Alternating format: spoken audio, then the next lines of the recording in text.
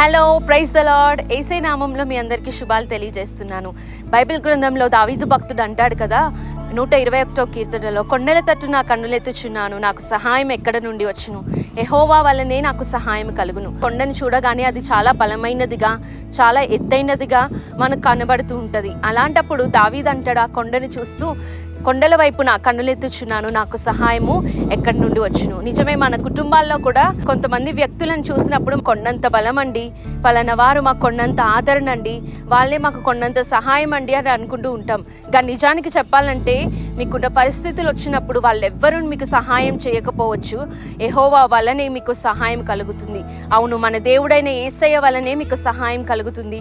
నీ అవసరత ఏదైనా, నీ పరిస్థితి ఏదైనా మనుషులు సహాయం చేస్తారని నువ్వు అనుకోవచ్చు, కానీ ఆ పరిస్థితులు నీకు ఎదురైనప్పుడు వారందరూ నీకు ఏదో ఒక రోజున దూరం అవుతూ ఉంటారు. ఇప్పటికే నువ్వు మనుషుల వైపు నీ చేతులు చాపి, అధికారుల వైపు నీ చేతులు చాపావేమో, ప్రభుత్వాల వైపు నీ చేతులు చాపావేమో సహాయం చేస్తారని. కానీ ఒక్కసారి యేసయ్య వైపు నీ చేతులు ఎత్తి, యేసయ్యా నాకు సహాయం చేయమని పూర్ణ హృదయంతో, పూర్ణ ఆత్మతో యేసయ్య నువ్వు వేడుకుంటే సహాయం చేయడమే కాదు, కానీ నీ కుటుంబంలో ఉన్నతమైన స్థానంలోకి, ఉన్నతమైన శిఖరానికి ప్రభు నిన్ను ఎక్కిస్తాడు. ప్రభు ఈ మాటలు దీవించును గాక. ఆమేన్.